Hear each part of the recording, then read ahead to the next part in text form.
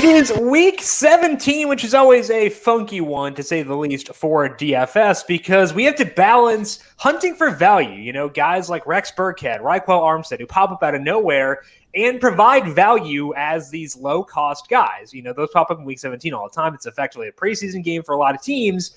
We have to balance hunting for the next Rex Burkhead versus deciding where we can find predictable volume, predict motivation, predict which teams are going to play all out for all 4 quarters, and decide, do we go for the value or do we go for the more predictable route with teams still in the playoffs? Let's talk about that today and get you set for week 17. Welcome on into the Heat Check Fantasy Podcast, powered by numberFire. That's right here on the FanDuel Podcast Network and numberFire.com. My name is Jim Sonis. I am a senior writer and analyst for numberFire.com.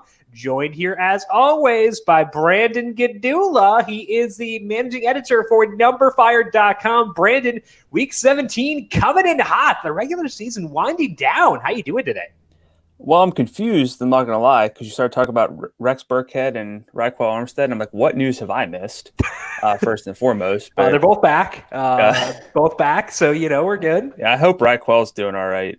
He's kind of my boy. But Burkhead, too, because, like, he messed up his knee, so they're both in rough spots. Hopefully they can think back with fond memories of Week 17. Yeah, I'm sure that's what's on their minds right now. But, right, exactly. Yeah, I was going to say, we didn't have any preseason podcasts this year for NFL, but, you know, we have those are the worst.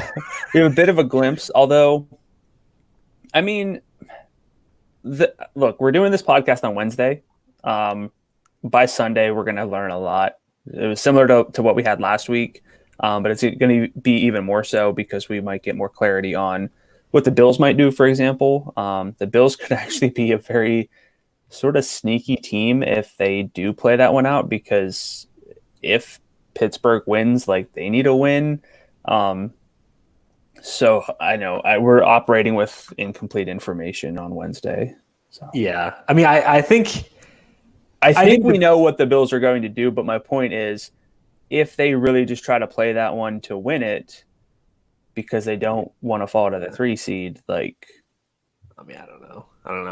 I'm not feeling it too much, but there are teams with actual motivation. There are 14 teams that I would classify as being in not must-win scenarios, but definitely want-to-win scenarios, whether they're fighting for the first-round bye in the NFC, or they're like 16 teams that still need to lock down a playoff berth, which is wild, partially a byproduct of having that 7th seed available. So there are a lot of teams with motivation, and as we'll talk about throughout the podcast for today, that matters a lot, and to me, that's going to win out over value, and we'll discuss why that is the case later on. As Brandon mentioned, things will change throughout the week, so we're not going to be able to cover everything here, but we'll cover what we know as of Wednesday, get you set for that, assuming that those things stay stable, and then you have to be malleable, you have to be flexible, reactive to things that happen on Sunday, because we're not psychics, so we're not going to know how those things are going to break. Good word. Malleable? Yeah. Yeah, it's a great word. I try to use it whenever I can because I think it's great. It also sounds fun, but there's a lot of value in that. Before we take a look at the slate overview and motivation for teams for this week, we do still have a listener league for week 17, and the contest is now posted. As always, it's a $5 entry with 3 entries max and no rake. To enter, go to FanDuel.com/league/listener league. That's FanDuel.com/league/listener league. You can also find a link to that in the Week 16 recap podcast post up on numberFire, or in the Week 17 preview podcast post. Eligibility restrictions apply. The slate overview for this week is deciphering value versus motivation, and the playoff implications here are pretty big. Let's go through those right now. The Bills and Steelers are playing for just seeding. They and the Bucs are the only team playing for seeding. The Steelers will start Mason Rudolph, so to me, they're dust. They probably would sit, I would guess, TJ Watt, Minka Fitzpatrick, guys like that too. They've not said that, but probably going to do that. The Bills haven't said yet if they'll sit players, but it does sound as if they could choose to sit guys still, so you have to keep an eye on that one. The only team fully locked into their seat is the Chiefs. They will be the 1 seed and will be sitting players. They've already said that. I'm not going to use any Chiefs as a result of that. The Buccaneers are playing for just a seat, but it's the 5 seed. That means that if they can keep the 5 seed, they get to face the winner of the NFC East. I'd rather do that than go to Chicago, or go to New Orleans, or go to Seattle, potentially Green Bay. So I would count them as being motivated for this week against Atlanta, and bookmakers feel the same. The Packers, Saints, and Seahawks can all still get the 1 seed and a bye in the NFC. That's enough to count as motivation for all 3 teams there. Bookmakers handling them as such. The teams that don't yet have a playoff spot locked up are the Titans, Dolphins, Browns, Colts, Ravens, Giants, Cowboys, Bears, Cardinals, and Rams. That is a long list. Those teams will have max motivation, and that's absurd that we are at this point. And it also is a luxury for us because we know what those teams are going to do for the most part, outside of the Rams and Cardinals, which we'll talk about here in a second. So in total, we have 14 teams with big incentive to win this week. I think that's plenty of choices, and as we'll discuss later on, we should be inclined to lean heavily on them. Brandon, any other big things standing out for you with regards to this slate? I think you covered it there, and you're going to talk about some perfect lineup trends for Week 17. But I would say don't chase the teams that are playing like their backups because they're very low salaried. I haven't looked at like the Chiefs, for example. Some other teams that are out of it, Dalvin Cook comes to mind with the Vikings. I'm not looking to play too much value there. I mean, that game has a really high total, so that's a really hard one for me. But I would just say don't get too confident chasing the value from teams that don't have any motivation. And I think the key is make sure the value pieces have upside. We'll talk about that later on in the trend section, but you need to make sure they have a path to upside. If you're chasing a running back, make sure they will get, 3 downs plus goal line, because even from a value play, you need a lot of points. I think that's important to mention as well. So when you're looking at the value that pops up on Sunday morning, ask yourself, does this person have a path to 20 FanDuel points? If yes, cool. That's awesome. Like, totally use them. If they don't have a path to 20 points, unless they're like a tight end, that's going to be a tougher sell. So just ask yourself, can they get me 20 points if they're a running back or a wide receiver? Wide receiver, maybe less than 20, like 85 yards and a touchdown. If they can get that, then they're good. But for running back, you do still kind of need 20 or so points, given how many motivated teams there are on this slate. Injuries for this week, a lot of injuries in Rams Cardinals. Jared Goff, probably not going to play. They said he was out, so I'll just say he's out. He's out for this week with a thumb injury. He had thumb surgery, hoping to be back for the playoffs. Kyler Murray has a lower leg injury, and they are hopeful he plays, but they have not sounded super committal to that, is what I would say. Cooper Kupp is on the COVID-19 list. Darrell Henderson is on IR. Cam Akers is still banged up. Chase Edmonds got hurt in Week 16 and is a question mark here. So I think that this game, although it's one of just 3 where both teams are motivated to win, it has the potential to be super ugly. So even if Kyler goes, I don't even know if I'll get there because it's a tough matchup for him. So how are you viewing this game between the Rams and the Cardinals? Yeah, I mean, the Rams are like a top 3 adjusted pass defense. And if Kyler's dealing with a leg injury, takes away his primary source of fantasy points. And as much as we love Kyler on this podcast, he's not the most efficient passer, at least this season. So if he's not 100%, I'm going to have a lot of trouble getting there. And I might be mostly out on this game, even though there's huge playoff implications in it. Right. Like, I think Malcolm Brown is the key one to focus on from an upside perspective, because yes, he's going to get volume with Henderson out and Akers likely out, but his quarterback is John Wolford. Like, what's his ceiling in an offense led by a backup who was in the AAF 2 years ago? Like, Wolford could be fine, but like, he's never taken a snap in the NFL. Sometimes guys are in the AAF for a reason. If you look at his first couple years at Wake Forest, it was really bad. Wolford, like, he can scoot, like, he can run, which is fun. But like, I don't know what the ceiling is for Malcolm Brown. I don't know what the ceiling is for like Josh Reynolds with Cooper Kupp being out. So I think like it's not a total cross off, but it's pretty dang close. The one guy who could be of interest, like if we get Kyler healthy and no Chase Edmonds, I could go to Kenyon Drake. He is $6,200. 63% snap rate in Week 16 with Edmonds getting banged up decently early. So I think that Drake is kind of the one guy I'm monitoring, but everything else here it's bordering on being a cross-off, and I wouldn't be shocked if it is a cross-off when we get to Sunday. Yeah, I mean, it's a perfect example of what to look for in Week 17. The quarterback injuries are a big part of it, and value needs that ceiling, like you said, and if if we're looking at two quarterbacks who are not necessarily playing above expectation for one reason or another, whether it's their talent or their injury, the game might not have a lot of points, and that's really going to crush any semblance of upside. Yeah, there aren't a lot of guys in perfect lineups who come from games that are like 19-12. I don't know why I chose 19-12, but the most normal score I could have picked. I would imagine this game will be 19-12. I'm putting money on that exact score. Ronald Jones has been activated from the COVID-19 list. There's no update on what his workload will be this week. Jenna Lane of ESPN said that they need to see him in practice before making that determination. So how are you viewing this Bucs backfield in a game where they will likely be trying against the Falcons? I don't like to play teams or backfields against the Falcons very often. They're still a good run defense, and pretty much every indication we have from the Falcons is they're still playing. Especially looking at their offense, seeing what they do. So the defense has been pretty feisty. Their defense has been better too. So I think I'd have a hard time going with either back. I would prefer Ronald Jones if I had to pick one for a game stack if he's healthy in a full go. But honestly, I think there are enough options with the running back slate where I don't really feel like I have to play either. I think it depends on who is active. If we get Ronald Jones with no Leonard Fournette, he's an awesome play. Yes. If we get Leonard Fournette with no Ronald Jones, he's an okay play, and I can get there for sure. But we're not going to know that until 11:30 a.m. on Sunday. Yeah. So I think this is a situation where you need to be reactive based on what happens on Sunday. If they feel good enough about Jones to make Fournette inactive, then I will feel very good about Jones. If they don't feel good enough about Jones to roll him out there at all, and Fournette's the lead guy, then I could probably get there too. But if they are both active at the same time, I'm okay just avoiding it altogether because I think that they've cannibalized each other enough where I wouldn't want to go. And I think that's the most likely scenario is that both Fournette and Jones are active this week, in which case it's a tougher sell. Yeah, I think in that event, we have other options there, whether it's Myles Gaskin or even Ezekiel Elliott.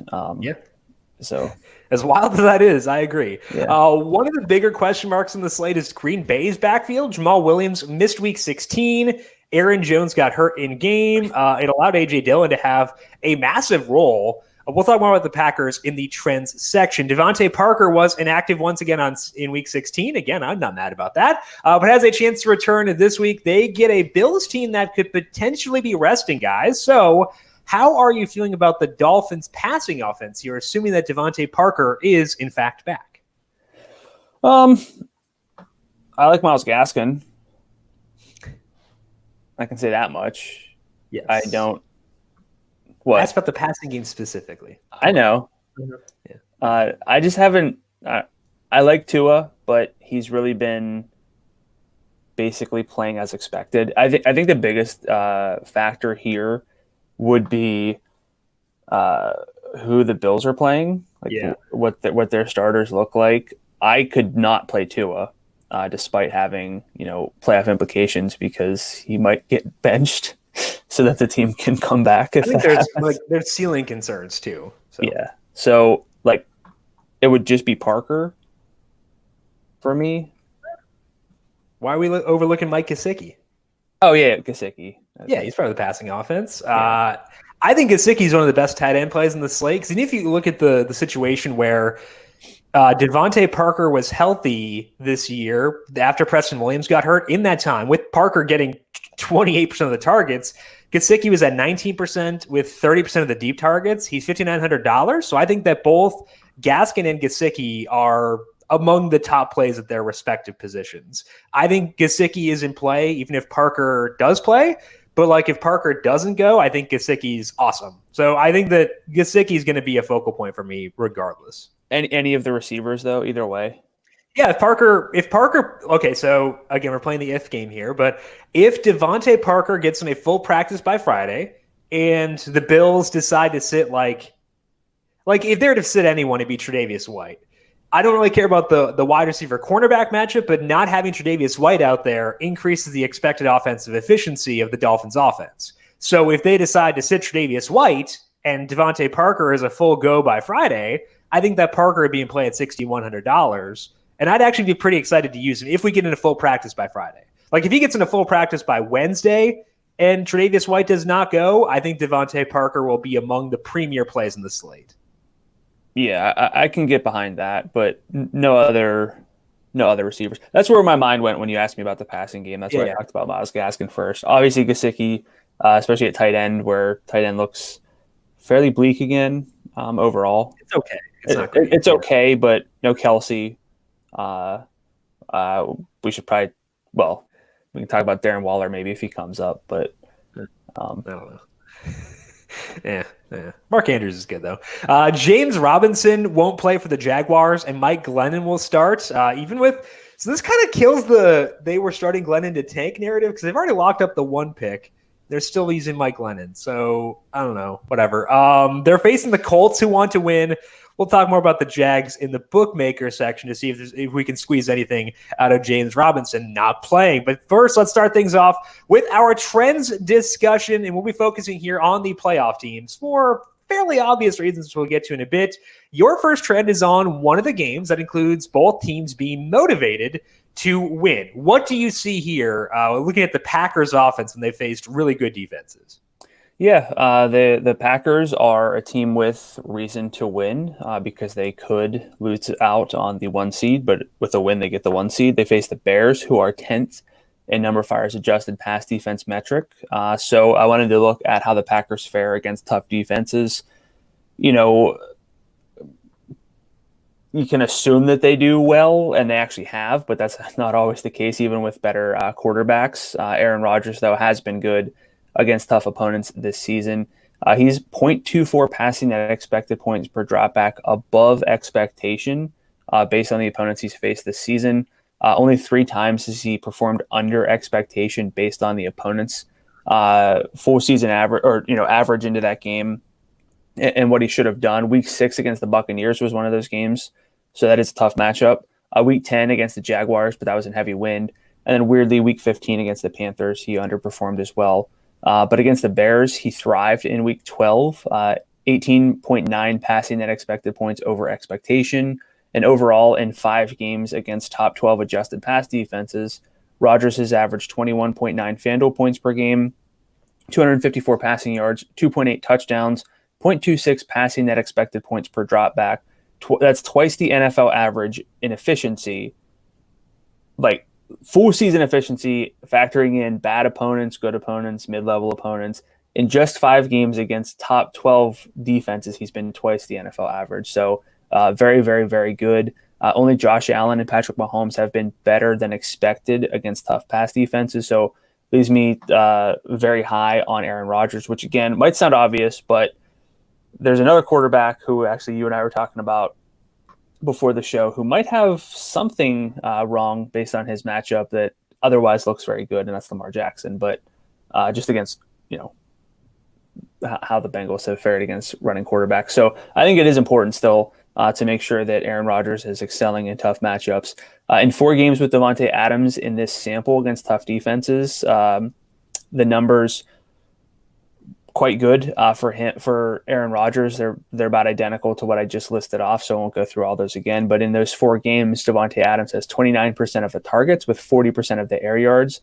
He's averaging 18.2 FanDuel points per game, 9.8 targets per game, over 100 yards per game, 2.5 downfield targets per game, and 1.8 red zone targets per game against tough defenses. So that's a gnarly workload.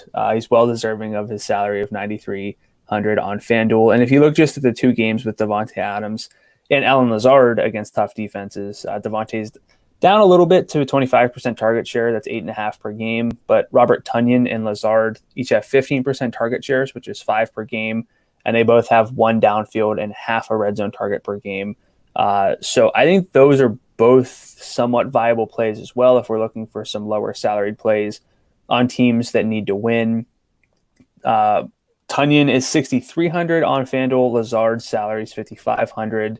And then we mentioned the backfield in passing already, but last week with no Jamal Williams, with Aaron Jones sustaining a hip injury in that game, A.J. Dillon dominated. I had 21 carries for 124 yards, 2 touchdowns, also had a target, played 58% of the snaps. Jones had 10 rushes, 3 targets, 108 yards, 38% of the snaps, but I would assume he's good for this game. His salary is $8,000, so he has appeal for me, but His receiving is actually down, hasn't cleared 20 receiving yards in 5 straight games. I think he's more of a game stack than someone I would build around outside of game stacks at running back. But, a Rodgers Devontae stack is tough to get to a little bit, but the upside is obvious. So what's your read on the Packers against a tough defense that needs to win? Can you comfortably play anyone other than Rodgers and Devontae? And got to ask, any bring back appeal for the Bears for you?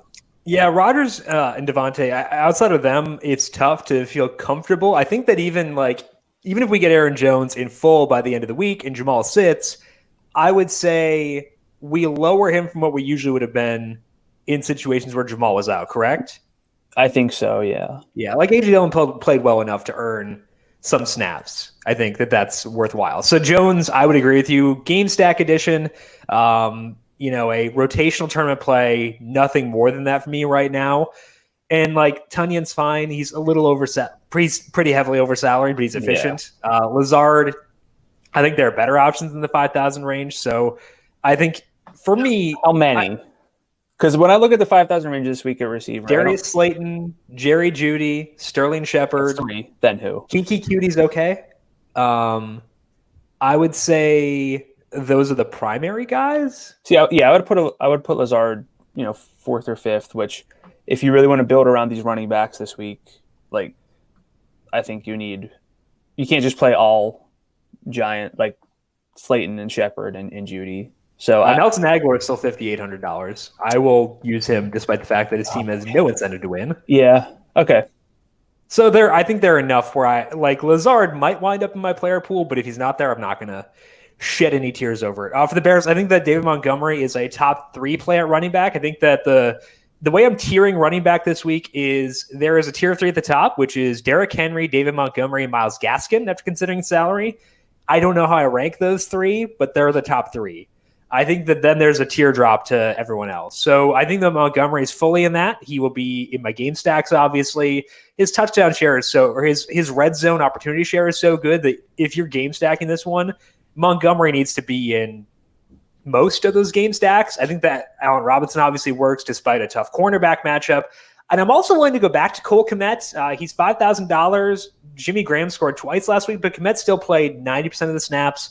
15% target share for him since their bye. That's enough at tight end at $5,000. So I would say, it's tough to get to Rodgers and Devontae, but having the low salary of Kmet kind of offsets that. And I think that knowing the volume Montgomery and Robinson will get allows me to feel just really good about stacking this game on both sides. Yeah, I think I'm with you. The Bears have been inflated based on the opponents they've faced. So that's a little bit of a concern, but they were down 41-10 the last time they faced the Packers, which was with Trubisky starting in Week 12. That was a month ago, and now Trubisky might get franchise tagged. Crazy stuff going on. Yeah, but I'm with you. This game obviously is an easy one to stack from a justification and a playoff hope standpoint. So I think that I just have to. Last week I jammed in too many. Patrick Mahomes, Tyreek Hill, Calvin Ridley stacks, but Rodgers with Devontae and Allen Robinson's not quite as hard. So it's not quite as hard. Yeah, I think that's true, and we know they're going to be trying hard, which is good.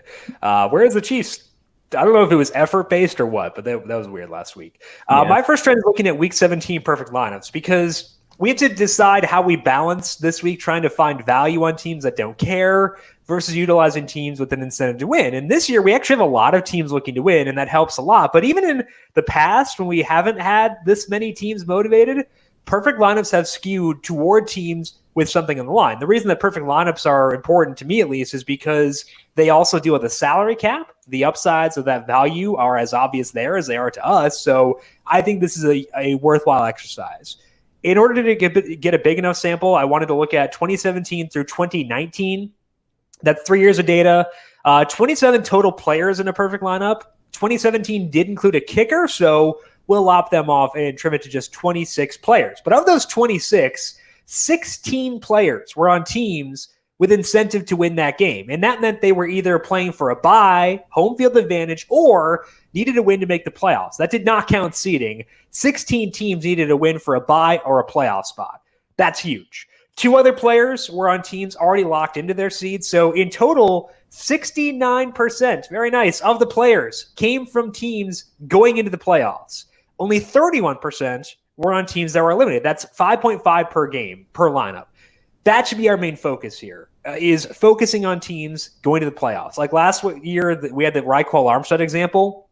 He wasn't in the perfect lineup. He scored 17 FanDuel points, but there were 3 running backs on teams going to or trying to get to the playoffs that scored 29 or more points. And that's where we get the ceiling. And that's why I want to focus on the playoff viable running backs. And it's especially true at running back because all 7 running backs in perfect lineups were on teams that had incentive to win. 2 out of 3 quarterbacks needed wins, 5 of 9 at wide receiver, 2 of 3 at defense. The only position where it seemed to not matter as much was tight end. A tight end was in the flex in 2018, so 4 total tight ends made it, but none of them were on teams that needed to win. One of them was, I think it was Blake Jarwin in 2018 when the Cowboys were locked into their seed. He played, and because they sat, I think it was Jason Witten maybe. Anyway, he played. He was in the perfect lineup.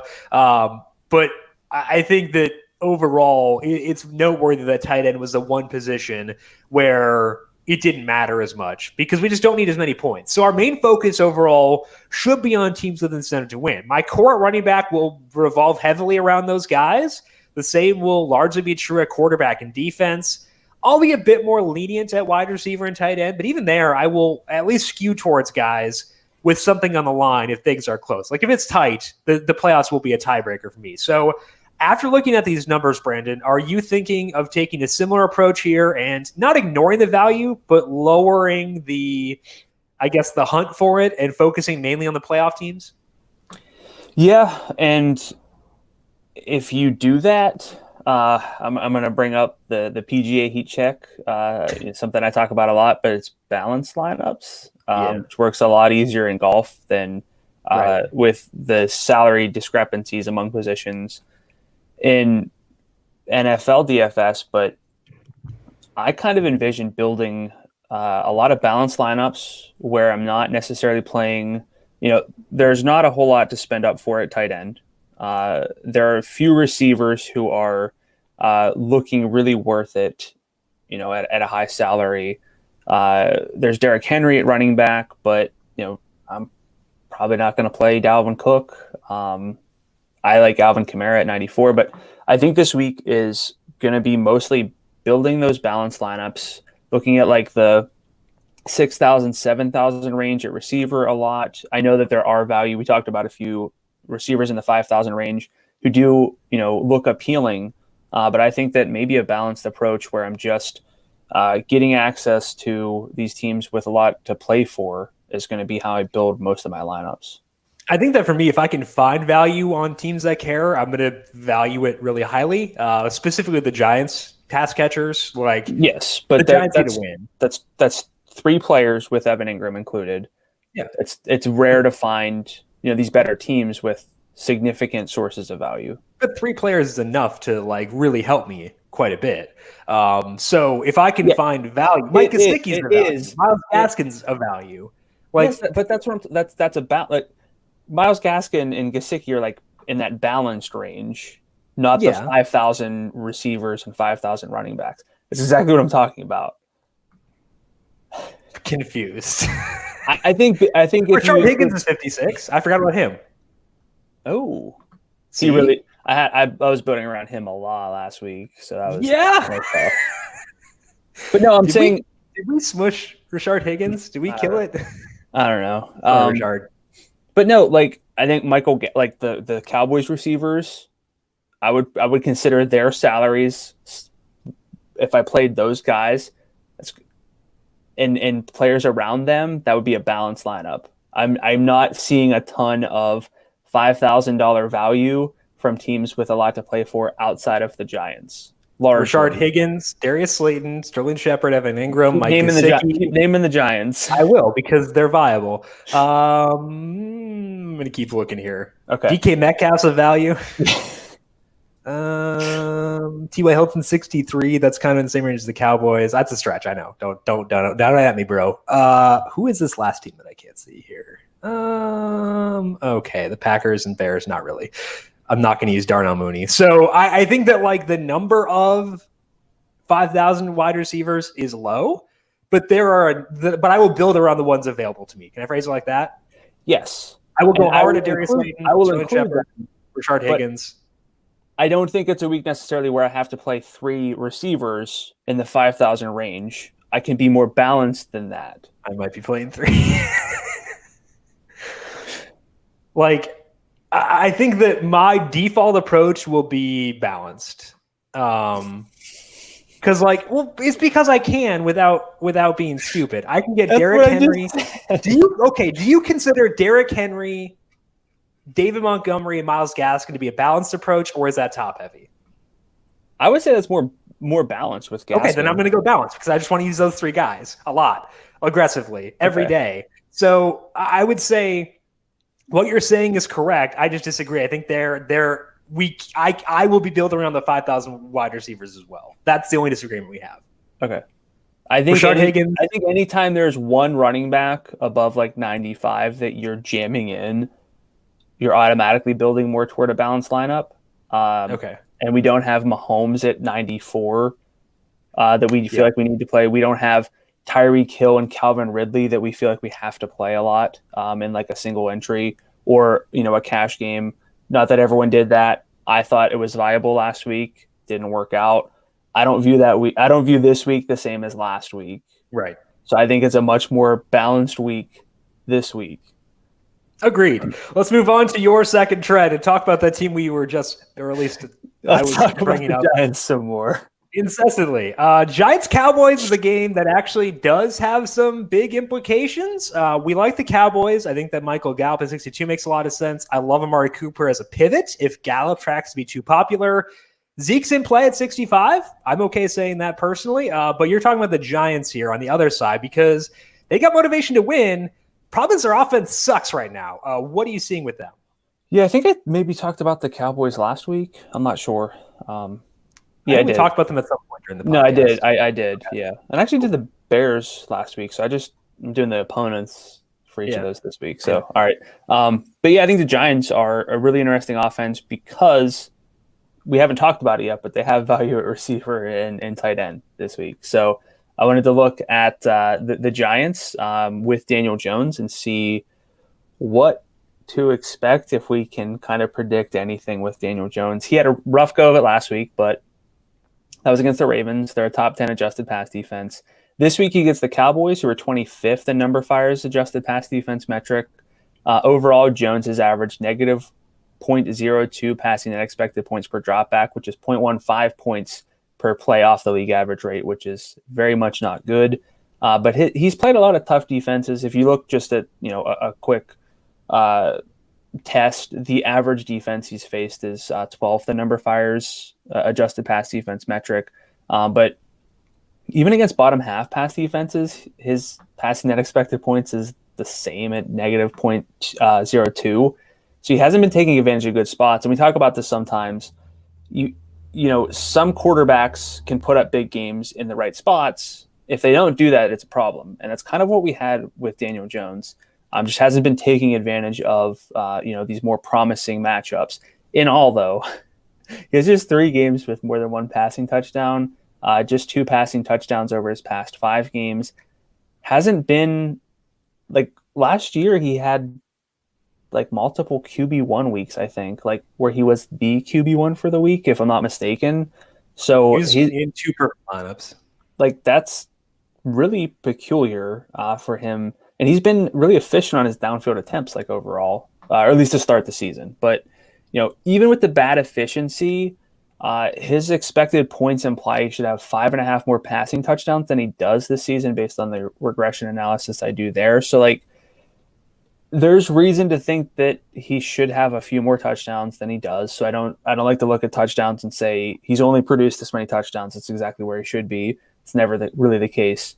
And the reason this game is appealing is that effectively for these two teams, when they play at 1 o'clock, it's the NFC East Championship because all they can do is go out and win and hope for a Washington loss later. So for them, they're not going to be scoreboard watching. They're just going to go out and try to win. So we do have to take a leap of faith with Daniel Jones, but the key pieces have really low salaries, and we need that.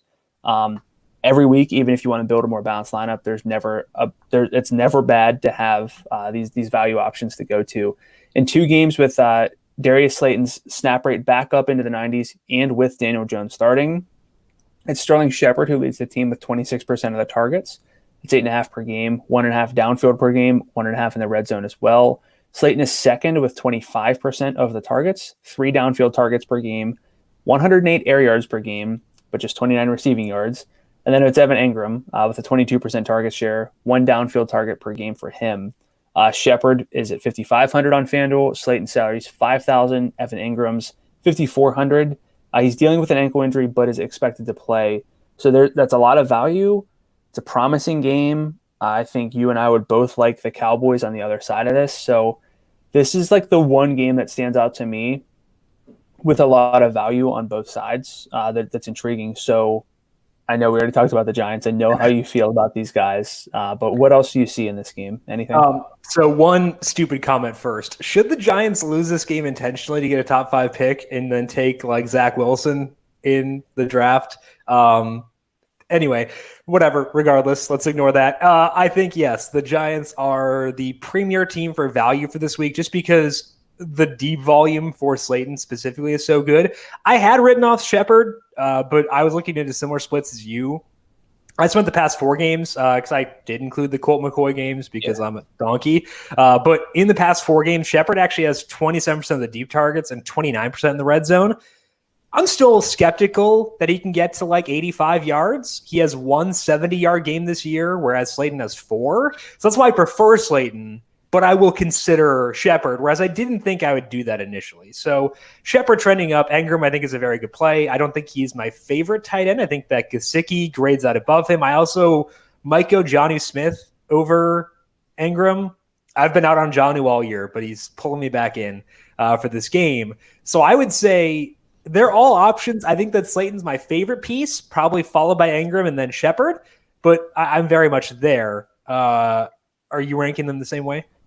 I'd probably go Ingram first just because he's a tight end. Okay. But between the receivers, I might lean ever so slightly towards Shepard because he's less reliant on catching downfield balls, which hasn't really – like I mentioned the air yards versus the receiving yards for Slayton, and we like air yards on this podcast.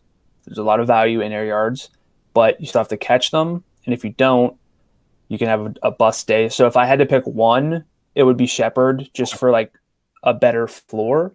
But if I'm talking tournaments, it's going to be Slayton, especially for the extra savings there. But I think both are in play.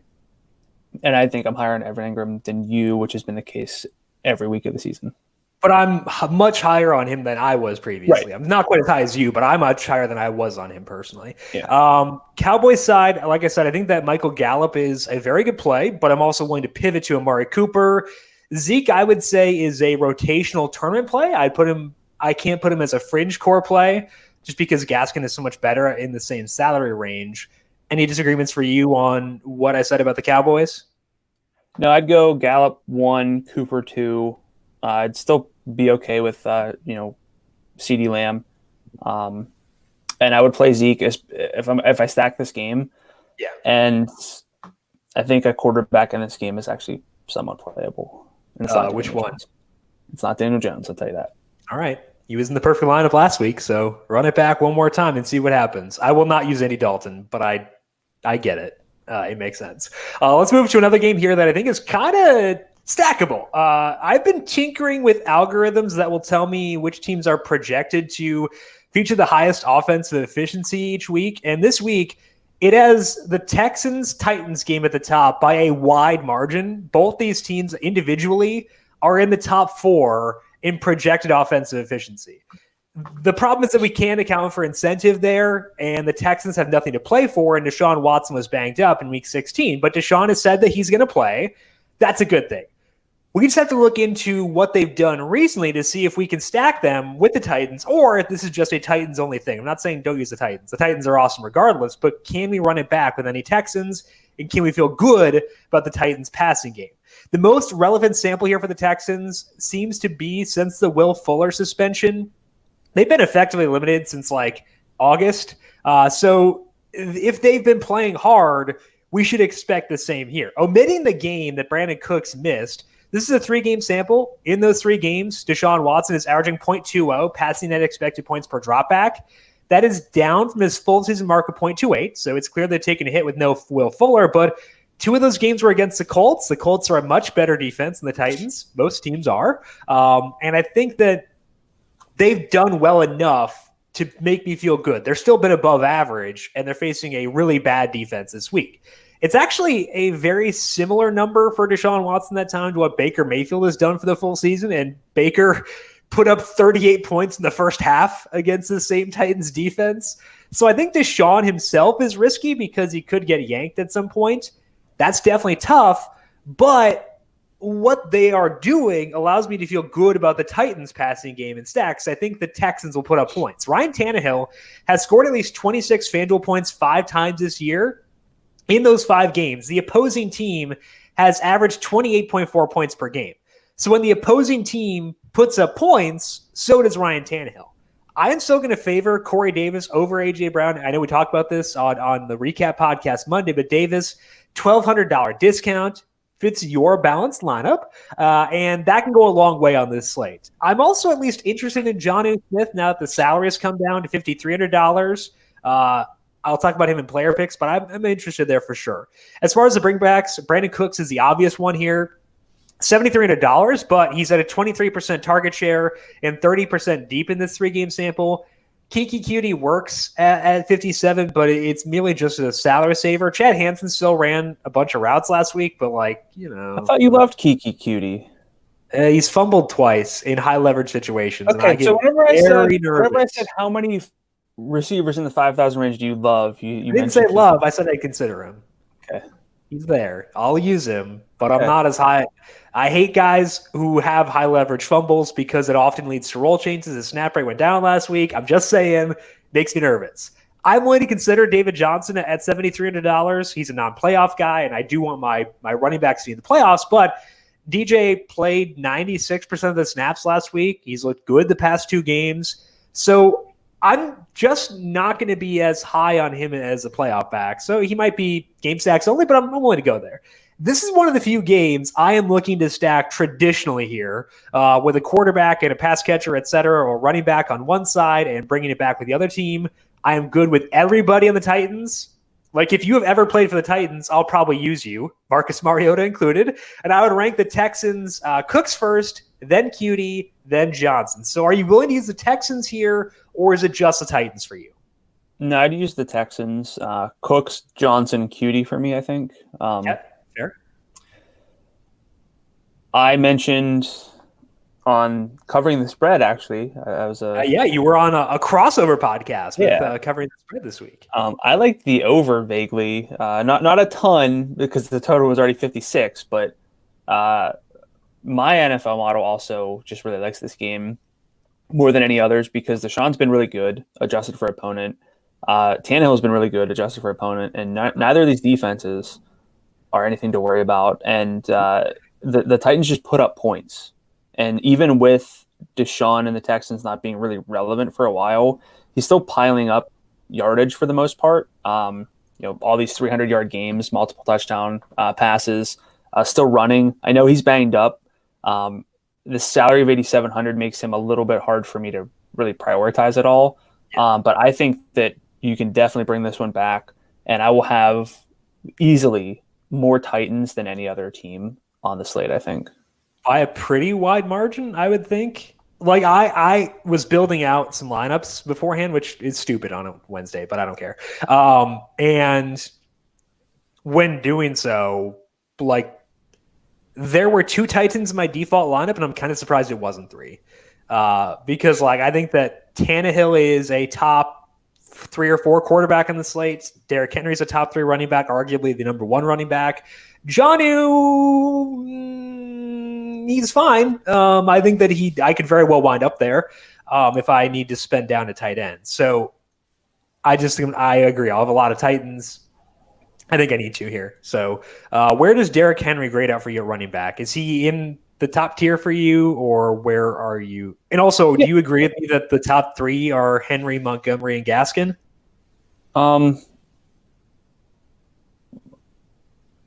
Yeah, I'm surprised you don't have Henry like number one more easily.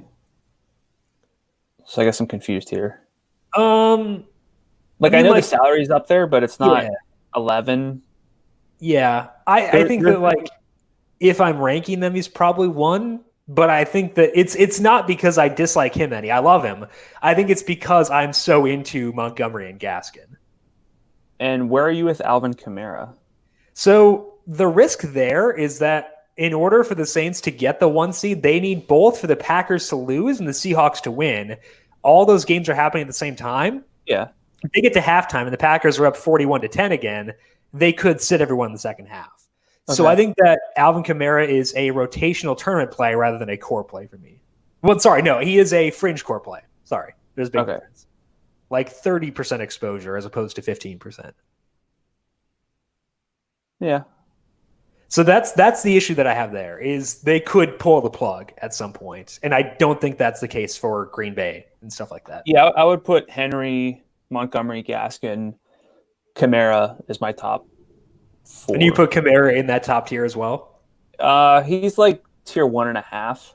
Yeah. I think that he and Jonathan Taylor are in the second tier for me. That's fine. I wouldn't argue with that. Okay. I think that there's a lot of question marks at running back overall. Yeah. I almost had a hard time getting to 6 because you picked your 3-player picks and I was filling in. I don't really love any 6th guy. I don't know if that's just me or not. I think that I think that I would say that Kamara and Taylor are by themselves in that second tier. I think that Aaron Jones would be sniffing it. Nick Chubb is sniffing it, depending on who winds up sitting for the Steelers. Let's see here. But like nobody, there's not like locks. Like I think Henry's fine to consider basically a lock. Montgomery, Gaskin. I think everyone else has enough question marks. I would probably put Taylor. Taylor has fewer question marks than Kamara. Yeah, probably. If you guarantee me the Saints would try for 4 quarters, Kamara would be number 1 on the slate, right?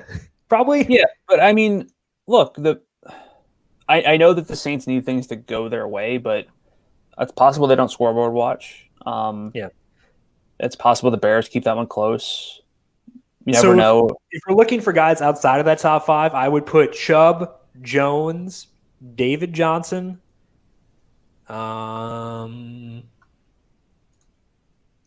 potentially Ronald Jones, depending on who's active, who's inactive, and Zeke. I'd put them in that potential grouping. Sorry, I was messing with the playoff machine. But yeah, I think there's the top 3. Yeah. And then you just kind of have to, I guess, pick your poison with what you're okay dealing with. Yeah. So again, it's going to be to manually rank the running backs. You kind of have to. There would need to be a very extreme situation for me to love a value back this week because we have enough guys I like. Like 5 may not seem like a lot, but that's enough. I can build around 5 guys and feel very good about it personally. Yeah, especially if you consider someone like Zeke as like when you build some stacks. Mm-hmm. If you're playing, Shepard or Slayton or Ingram, that makes it more easy or easier to kind of get him in there. So, yeah. I agree. So we'll take a look at bookmaker information here in just 1 second. But first, with the college football playoff coming up on Friday, FanDuel Sportsbook is making sure you have the opportunity to get in on the action with the best possible odds. Right now, new users can wager up to $5 on any team to advance to the national championship game at plus 2,500 odds. That is right. A $5 bet on Clemson, Notre Dame, Alabama, or Ohio State can win you $125 on New Year's Day. You can bet a 19.5-point favorite at plus 2,500 odds. Seems good. The semifinal games are just a few days away, so download the FanDuel Sportsbook app and make your first deposit to see the enhanced odds today. Must be 21 plus and present in New Jersey, Pennsylvania, Illinois, Colorado, West Virginia, Tennessee, or Indiana. New users only. Must wager on designated boost market. Deposits are required. Max bonus $125. See full terms at sportsbook.fanduel.com. Gambling problem? Call 1-800-GAMBLER. Or in Colorado, call 1-800-522-4700. In West Virginia, visit 1-800-GAMBLER.net. In Indiana, call 1-800-9-WITH-IT. Or in Tennessee, call the Tennessee Red Line, 1-800-889-9789. Bookmaker info for this slate. The Colts are tied with the Titans for the highest implied total on the board. They are up at 32, thanks to their 14-point spread against the Jaguars. I want a temperature check here, Brandon. How are you feeling about Jonathan Taylor and T.Y. Hilton here relative to other guys at their position, in their salary ranges, and any other players on your radar in this game? Sorry, I don't have the weather pulled up for this one, so I don't know You dummy. the temperature. Yeah, I like Taylor. I think he's in that second tier. I think that the matchup, the spread really goes in his favor. I was tilting last week because I said I don't like to play Jonathan Taylor when I saw Nyheim Hines in the red zone, and then Taylor scored. And then you said you love playing him, but it's 2 minutes later. But if Hines scored, then Taylor wasn't going to score. But I still think time too. Okay, it was a bonus cherry touchdown. I still think that there are question marks. Taylor's averaging 22.3 adjusted opportunities per game over the past 4 since his return. That's good. He's very good. It's a great matchup. So I'm not that concerned. I do like T.Y. Hilton this week. I think I don't know how. I don't have a good read yet because it's Wednesday morning on where the popularity will be. But Hilton, indoors, bad defense. He's been relevant. 24% on targets over those past 4. With Jonathan Taylor healthy, very efficient, lots of air yards, lots of downfield work. So for his salary of I think $6,300. I like T.Y. Hilton, but I think that's probably it from this game and no bringbacks. Where do you rank Hilton relative to Michael Gallup and Amari Cooper? Third. And let's put Devontae Parker in there too. Why not? Then still third behind the Cowboys guys. I agree. I think straight up he's third. But if we get a read that Gallup will be outlandishly popular, which I think is within the range of outcomes this week, I think that Pivot and Cooper will be really good pivots. Did I say Pivot? I meant Hilton.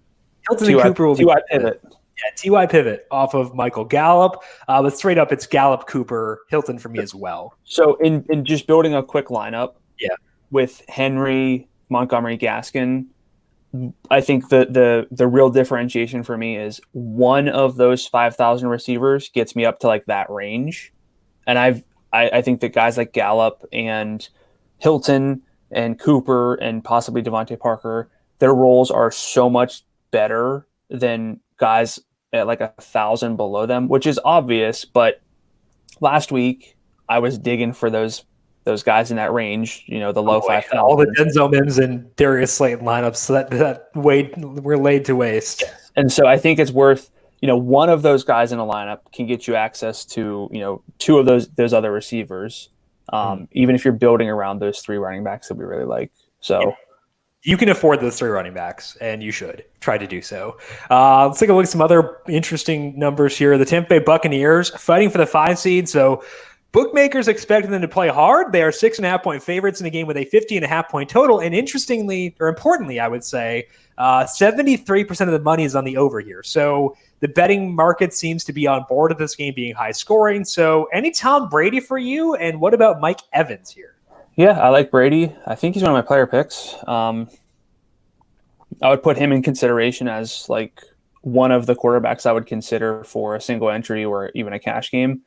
Based on what he's done against bottom half pass defenses with Antonio Brown. It's hard to figure out, it's hard to gauge where the Falcons are in terms of where they should be ranked with their defense based on how they've played. But if I have to stack them, it's going to be with Mike Evans. We talked about that on the recap show.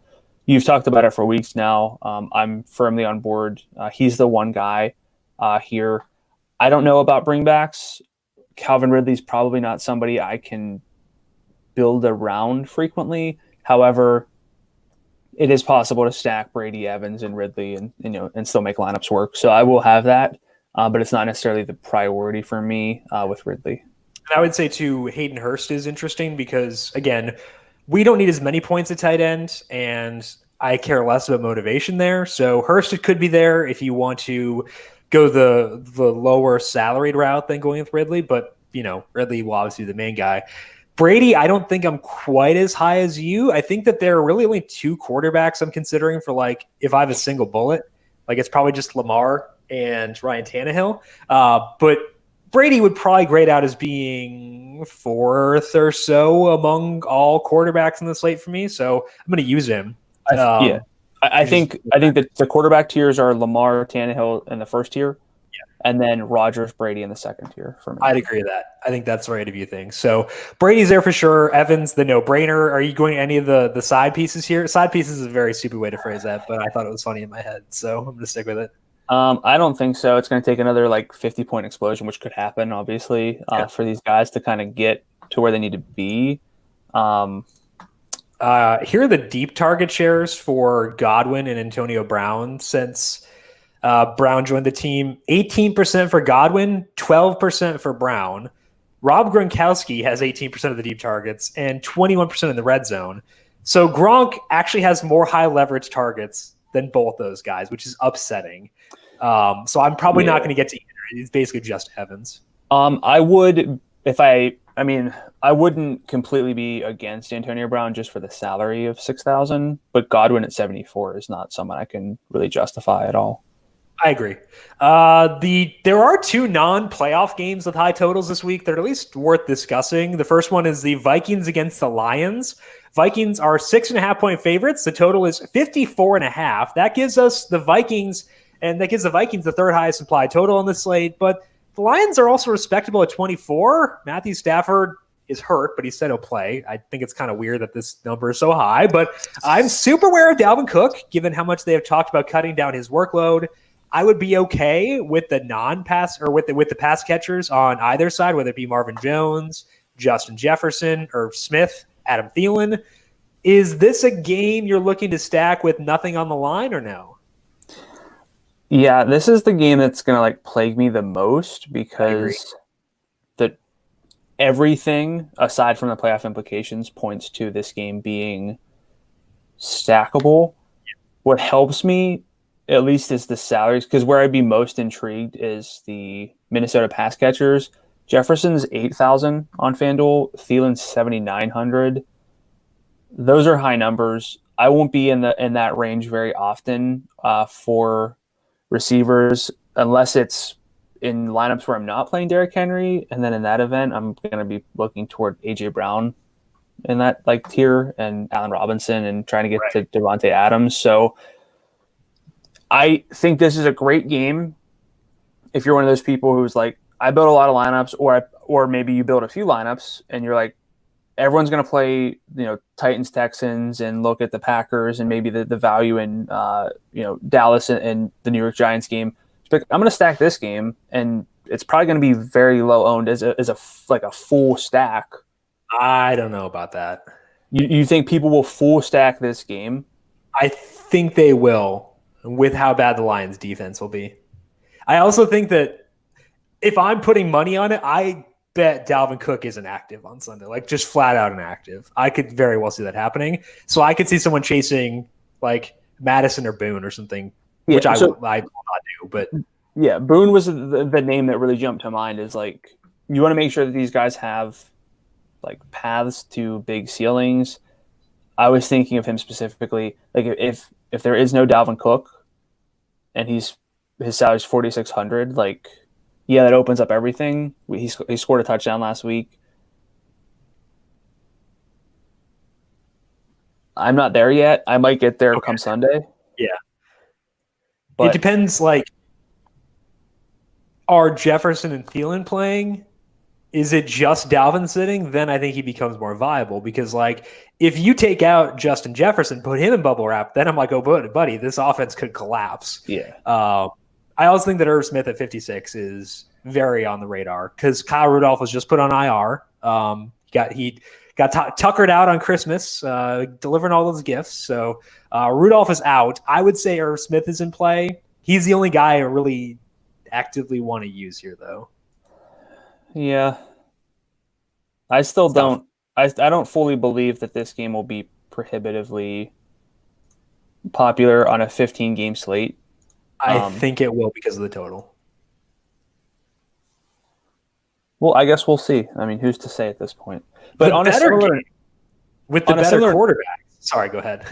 on a similar note, what about like the Chiefs, like a Mecole Hardman if he's gonna?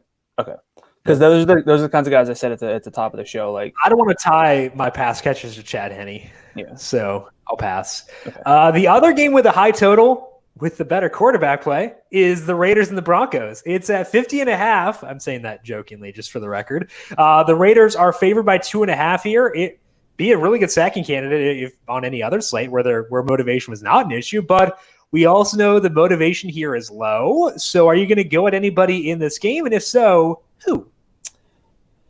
Yeah, unfortunately, some Jerry Jeudy.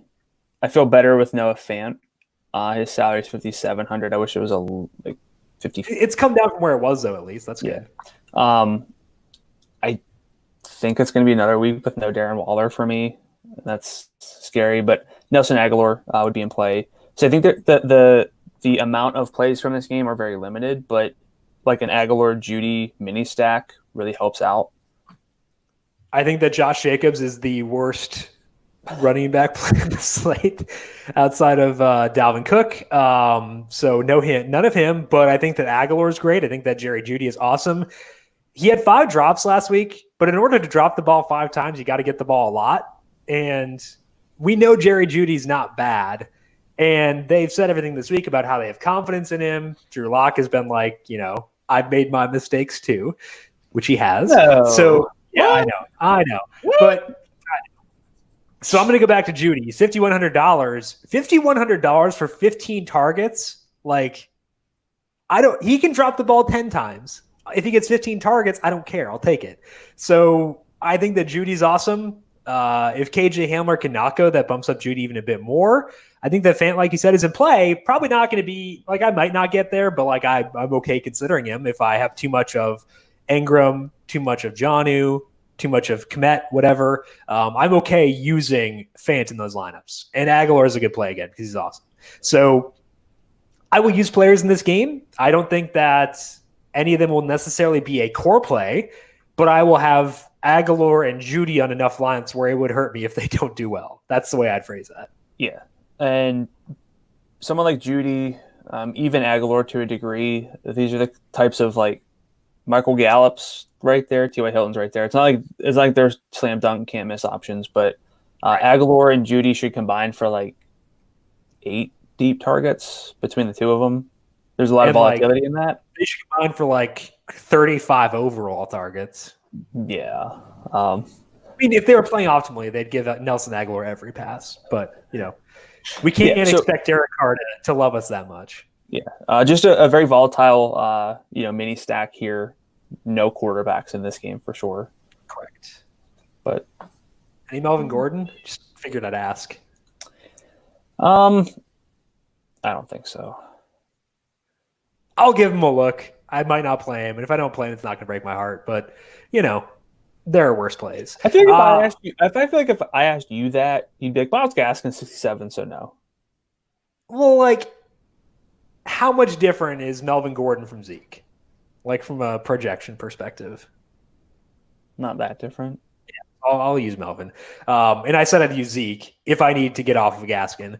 Like, I'm going to have a lot of Gaskin, but I'm not going to have 100%. So I'll get close. We'll flirt with some dangerous numbers in exposures for this week. Let's move now to our position by position breakdown for week number 17. Brandon, who is standing out to you at quarterback? I'm going to go with Tom Brady. I love Aaron Rodgers, of course. I love year 2 plays. I think that these are the 4 key quarterbacks of the week between Brady, Rodgers, and the 2 guys we'll talk about. But Brady at 8,400 has a lot of intrigue for me. He's played 4 teams in the bottom half of adjusted pass defense since getting Antonio Brown in week 9. In those games, he's averaged 25.2 FanDuel points per game, 319 yards per game, 2.8 touchdowns, 0.58 passing net expected points per drop back. with a 9.4 yard average depth of target. I think NFL average right now is 7.9, so lots of good in his profile. The Falcons defense is playing better lately. Rodgers is just 100 more in salary, but I talked about him already. I do think that this is the second tier, though. My second love, which can help you build very different lineups, is Andy Dalton at 7,100. It's not point chasing. I know he had a big game last week, but among the low-salaried quarterbacks, Dalton's my favorite, given the ease of the matchup and his adjusted metrics. In my model, he's led the Cowboys to the 12th best expected points per play since Week 11 when he returned. They've played kind of some good opponents in there, and the Giants are not that. They're 21st against the pass based on numberFire's adjusted metrics. He has 3 weapons to go to. We saw the upside last week. It's definitely not a guarantee. I will focus on the other quarterbacks. This is more of a sprinkle and differentiation play. But if he hits again, we know what that can do. I don't feel great about it. I wouldn't play him in a single entry. Well, maybe a single entry, but not a cash game, I should say. So I think that Dalton is worth going back to this week. If you forced me to use a player under $8,000 at quarterback, probably would be Dalton. That's kind of where I'm coming from with this one, yeah. Russ at 75. I might actually go Russ. I thought about that, yeah. But we saw last week, like, they might want to win 17-10 and be fine with it. Right, which is why I'm not saying, oh my gosh, I have to get Russ at 75. I'm saying consideration. I could potentially. He hasn't had 300 yards in the second half of the season. Yeah, I know. Do you want to bet on this one? Dalton versus Russ with playoff. No, because I think that they're very similar, and I don't have a strong. Okay. What a depressing bet. Wow. Not as bad as Denzel Mims versus Darnell Mooney. The depths of that treachery will haunt me until my dying day. Yeah. Baker 7,000. If we get enough Steelers to sit, I could consider that. We'll see. My first love is Lamar Jackson. I think again, it's Lamar at the top for me. He's in a must-win game against the Bengals, so duh. Since returning from COVID, Lamar is averaging 11.3 rushes for 83 yards per game. Brandon did allude to this. The Bengals have been pretty good against running quarterbacks. They have limited volume to Lamar Jackson, limited volume to – there was someone else who was a running quarterback who they kind of held in check. But they've been actually pretty good against running quarterbacks, but it's Lamar in a must-win game. He's not normal. He's not your usual suspect. He has at least 21 FanDuel points in all 4 of those games. He has at least 30 twice. So, yeah, the Bengals – playing pretty frisky on offense recently, and as we said, they can do stuff against running quarterbacks, but I don't really care. Lamar's still number 1. Number 2 for me is Tannehill. It's a fun game. Ryan Tannehill is always a good pivot off Derrick Henry, but I'm also very okay using Tannehill alongside Henry. They have both scored at least 24 FanDuel points in the same game twice this year. They both scored 29 the first time they faced this Houston defense. And Tannehill, I think, is a bit undersalaried at 82. So I think that if I have one lineup, I would consider having Tannehill and Henry stacked in that one lineup. I'm very okay with that. And I think he's a number 2 quarterback this week behind Lamar Jackson. Yeah, I think that's where I am. I like Lamar. I don't know if it's going to stick that the Bengals can limit him at all. He's just runs related if I had to guess, but yeah, I think Tannehill would be my cash game quarterback. I think I'm there too for right now. Let's move to Baker is very interesting. I've overlooked him because if TJ Watt and Minkah Fitzpatrick sit, I will consider Baker. Yeah. I think he'd be similar to Dalton there. Well, we won't know till Thursday about the COVID situation, right? Probably. Yeah, that's when they could come off the list. It's Thursday. I'd keep an eye on that for sure. Correct, because if they don't come off the list, then we're in a rough situation. Running back, who do you have there? Well, we mentioned this. I think it's kind of weirdly a hard week for running back. I think that there's the top 3. You and I seem to be in agreement on who those top 3 are, but I'm going to start with Derrick Henry, 10,200 on FanDuel. It's a very important game for the Titans and Derrick Henry. He's facing a pushover rush defense. It's 31st in rushing net expected points per carry allowed to running backs, 27th in rushing success rate allowed to running backs.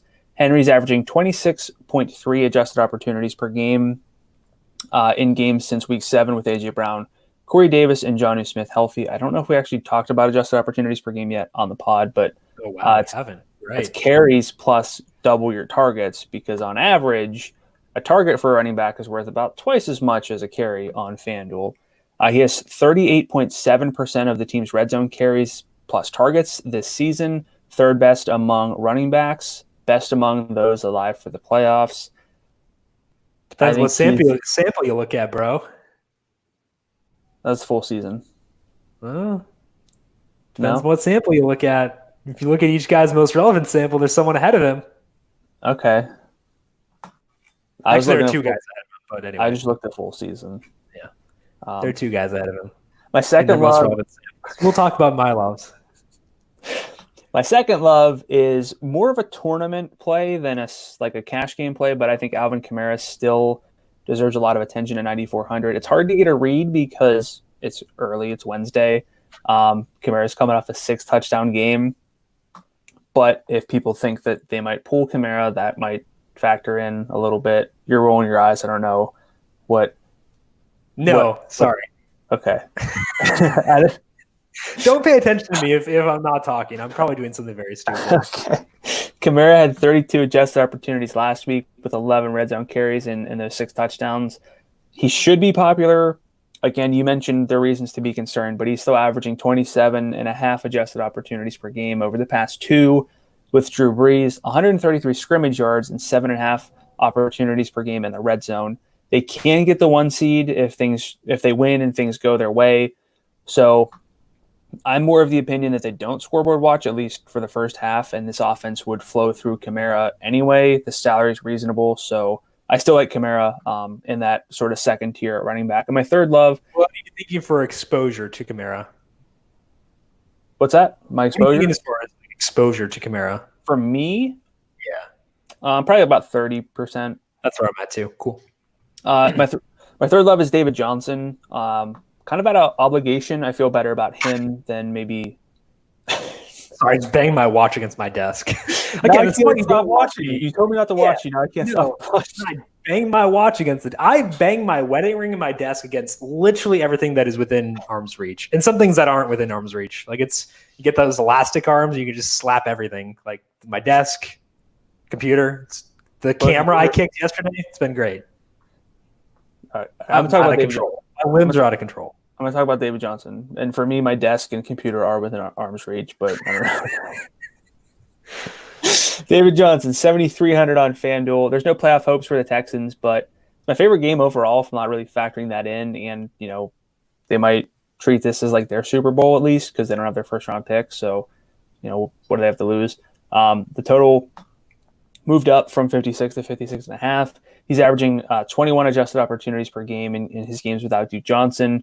95 scrimmage yards per game in that span. Tennessee's mid-level on rushing success rate allowed to running backs. They're 16th there, but they're 29th in target success rate allowed to running backs, and we've seen David Johnson get a lot of targets the past few weeks. Yeah, Romeo Crennel, their interim head coach, said that they want to go out with a win against a division rival, so I think they're trying, which is good. DJ in a rotational capacity for me. My first love is Jonathan Taylor because he keeps solidifying himself as being the top back there.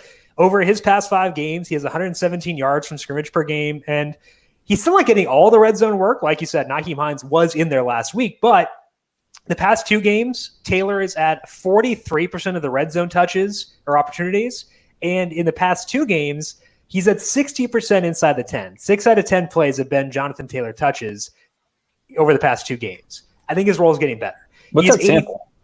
2 games. No, but how many plays? 10. 6 have been carries for Taylor. I thought you meant because it's 60%. I thought you meant, you know, on average 6 out of 10 would be. No, it's actually 6 out of 10. Okay, it's literally 6 out of 10. If it were 5, we'd have a different discussion. I was curious. I had to ask. It's 10, so we're good. Good. Thank you for asking, though. But he's $8,400, must-win game against a team that has no incentive to try. So I think that Taylor is firmly in that second tier. Firmly in the top tier are David Montgomery and Myles Gaskin, who are my next 2 plays. Outside of the Cowboys-Giants, this is one of the games where both teams are trying for Packers-Bears. You want to attack the Packers on the ground. They actively invite you to do so. They ranked 23rd against the rush based on numberFire's metrics. Montgomery had 143 yards from scrimmage against them the first time they played. And Brandon, he has 43% of the team's red zone chances in his full games without Tariq Cohen. So that's more than Derrick Henry, but it's not as much as Myles Gaskin, who forced his way into a bigger role last week, 76% snap rate. And in games without Jordan Howard, Myles Gaskin, 47 freaking percent of the team's red zone rushes or targets. Amazing. That's the highest of the slate for a back in a game with playoff implications. I think he might wind up being my most heavily rostered player. Again, it's between him, Montgomery, and Henry. I think they're all in that same tier. I'm just going to use all of them. And I know if I have one lineup, it will be those three running backs without a doubt, for sure, hands down. Yeah. Let's move to wide receiver. What do you have there? I have Allen Robinson, 7,700. That is kind of high. He's taking advantage of some easier matchups. This is not quite as easy of a matchup, but among receivers on teams on the main slate with any semblance of relevance, Robinson's 12.3 weighted targets per game, which accounts for downfield targets and red zone targets because they're just more valuable than a general target that is 5 yards downfield. That ranks him third behind Devontae Adams at 13.6. Again, Robinson's at 12.3. Calvin Ridley's at 13.1, and he's only relevant because the Falcons still seem to be playing hard. So I think it's a great role for Robinson. He had a 13-target, 74-yard, 2-touchdown game against the Packers earlier this season, for what that's worth. But what's I think probably more important to me is only 4 of those targets were against Jair Alexander. He got 3 for 28, so he probably won't face Alexander frequently if they use him in a similar fashion this week. So that's more intriguing to me than chasing the touchdowns there. He's had at least 9 targets in 5 of his past 7 games. He can get us 20. And the salary is high, yes, but it's not untouchable by any means. My second love, I'm going to bump down into this more balanced range, which I consider to be like the low 6,000 range. T.Y. Hilton, 6,300 is my second love here. Since Hilton returned in week 10, Phillip Rivers has actually been really good. He's been good all season for the most part, but he has a per drop back average of 0.27. He's 0.13 points better than expected per drop back. So pretty much twice the league average in efficiency with Hilton back to full health. Hilton has had a lot of tough matchups in that span if you look individually, and now he'll face the Jaguars. So indoors as well. So kind of like similar logic to Jonathan Taylor. They need to win. The Jaguars don't care. It's just a really good situation for this team. The Jaguars are 28th against the pass this season. Since returning, Hilton has 19% of the targets, 6.7 per game, but 8.9 when you wait for the 2.3 downfield targets per game. His per target efficiency is very, very good. And again, the Colts need to win. My third love is just Michael Gallup staying with the well, not necessarily going back to the well, just kind of staying with it because we've played a lot of Michael Gallup this year. Last year as well. I don't love the 5,000 range, I think, as much as you.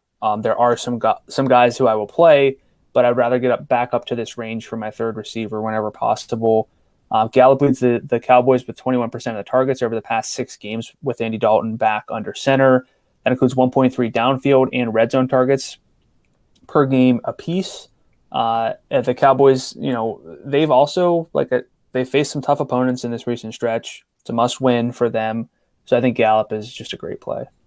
I agree. I think I talked about the pivots off of him, but the people would be pivoting for a reason. It's because he should be popular. He should be popular this week. Deserves to be there. My first love is DK Metcalf. We talked about Russ a bit, but I think that Metcalf is kind of weirdly fun. He's playing a game where Seattle will likely want to win for a chance at the 1 seed. And although they've been throwing less often recently, Metcalf still has 13 targets, 8, 6, and 8 the past 5 games. He's actually averaging more targets per game in that span than he was the first 8 games this year, which is wild. He's at just 1.8 deep targets per game, but he did have 5 in one of those. The salaries come down enough to reflect the current state of the offense. The 49ers had 6 different defensive backs on the injury list last week. Richard Sherman did not play, so I think it's a good time to get back on Metcalf, who I have been off of for quite a long time now. My second 2 loves are the bottom dwellers, Jerry Jeudy and Darius Slayton. Jeudy, I'm mainly sticking with playoff guys, but I can make an exception here because he had 15 targets last week, and he's $5,100. He's averaging a bunch of deep targets per game. I actually don't have the number. I don't know why I said that. Regardless, he's got a lot of deep targets. He dropped 5. He's got a lot. Judy's averaging 2.9 since Noah Fant's return in week 7, without week 14 where Fant barely played. Let's catch these puppies now, Jerry. Let's do it. Facing the Raiders, total is 50.5. The Raiders or the Broncos need to evaluate Drew Lock, so I think they'll play, and Judy should play well. So let's catch him this week, Jerry. My third love is Darius Slayton. It's a must-win game against a beatable defense. In the 4 games overall, since the snap rate went back up, he has 22% of the overall targets and 35% of the deep targets. He has 3 deep targets in 3 straight games. So I like Slayton. Like I said, I am more open to Sterling Shepard than I was previously at 55, but I will go with Slayton over Shepard from a tournament perspective. I agree with you, though, where if it's a smaller tournament or a cashier lineup, Shepard's the better play. But from a tournament perspective, I'll go with Slayton. Let's move to tight end. Who stands out to you there? I'm going to go with Noah Fant, 5,700 salary on FanDuel. He has 27 targets over the past 3 games, 20 over the past 2, with at least 57 yards in each. It doesn't sound like a lot, but that's actually pretty good for a tight end. The Raiders do rank 11th in target success rate allowed to tight ends, but nothing to play for. They just gave up 54 yards to Mike Kisiki on 7 targets last week, and they've been beatable by better tight ends. Double-digit points from Travis Kelce both times, Rob Gronkowski, Hunter Henry. So I'm good with the matchup overall, especially with the workload that Fant is getting. My second love is Evan Ingram at 5,400.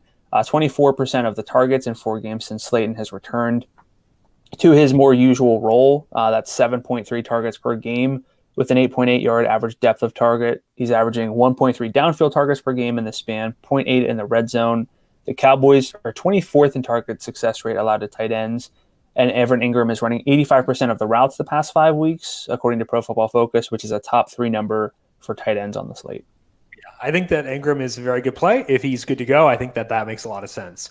My first love is Mike Gesicki. I'm guessing people will be off the Dolphins passing game because the Tua sentiment has been very negative. Understandably, he played terrible Saturday, but I think it's gotten too negative. His average depth of target is actually similar to Ryan Fitzpatrick's. He has a higher aggression rate per next-gen stats than Fitzpatrick does. Everyone's like, oh, Tua doesn't throw to tight windows, but he does more often than Fitzpatrick.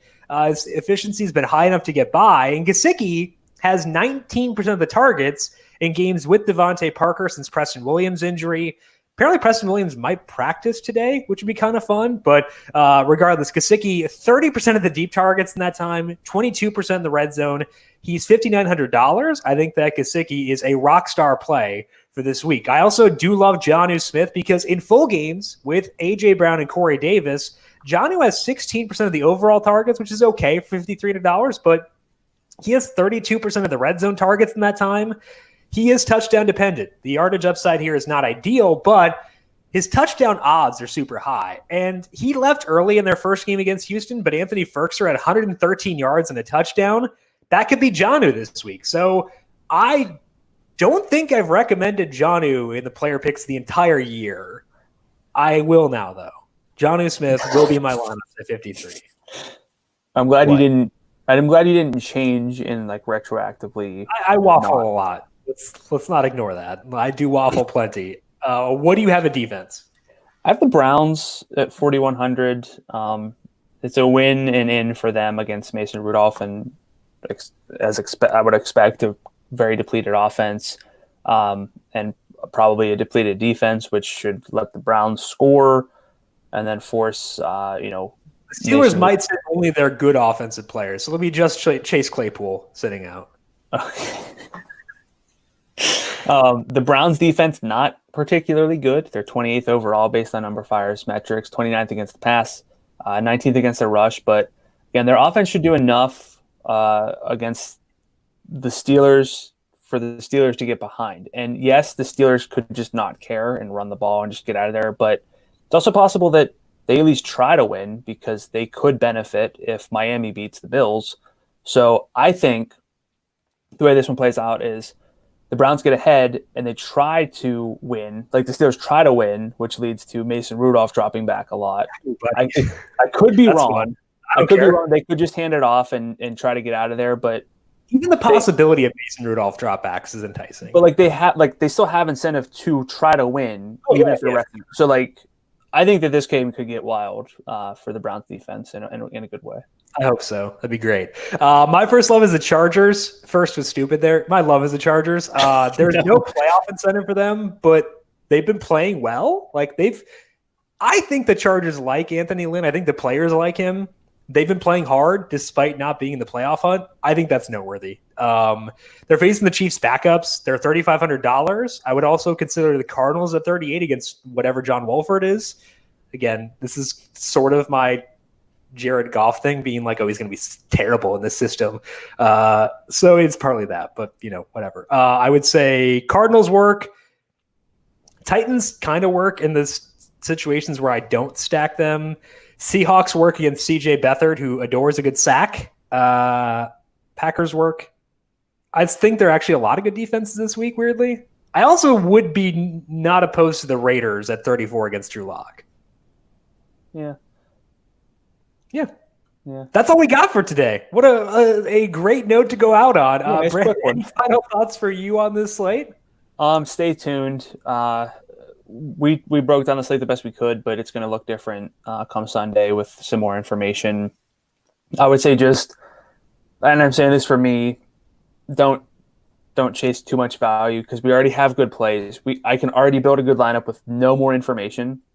I don't need to chase Mike Boone if I don't feel great about it. I think the way that I'd phrase it is be picky with the value plays. Sure. If you can't pick them apart, use them. If you can pick them apart easily, don't use them. Be picky. I think that's the way that I'd phrase it when it comes to what? I'm gonna Dalvin's gonna get ruled out, and I'm gonna have 80% Mike Boone. I'm not gonna do that. I refuse. Again, self-exclude button for individual players. Get it to me now before I use Christian Kirk and Denzel Mims ever again. Not using them this week, which is great, but ever again. Please get me that. That is all that we have for today and for 2020 here on the Heat Check Fantasy Podcast. Thank you to everyone for tuning in throughout the year, but we are not done yet because we still have playoff DFS to discuss. We'll be here live every Thursday, 10 a.m. Eastern on the FanDuel YouTube page and also on the numberFire Daily Fantasy Podcast feed. Also, Tom Vecchio has you covered on the NBA side of things with the Daily ISO. That's every weekday here on the numberFire Daily Fantasy Podcast feed. And the PGA Podcast is back next week on Tuesday, 10 a.m. Eastern on the YouTube page, and of course on the numberFire Daily Fantasy Podcast feed as well. Brandon, if people have questions for you on Twitter, where can they find you there? I'm at Gadula13, GDULA13. And I am at Jim Sannes, JIMSANNES. You can also follow the FanDuel Podcast Network at FanDuel Podcast. Big thank you to Calvin Theobald, our video producer, for running the video side of things here today. Thank you, Cal, as always. And thank you to everyone for tuning in. Happy New Year to all of you. Hope you all have a happy and safe New Year. Good luck with your lineups on Sunday. Good luck with everything else you got going. We'll talk to you once again next week for the 2020 playoffs. Should be a whole lot of fun. This has been the Heat Check Fantasy Podcast, powered by numberFire.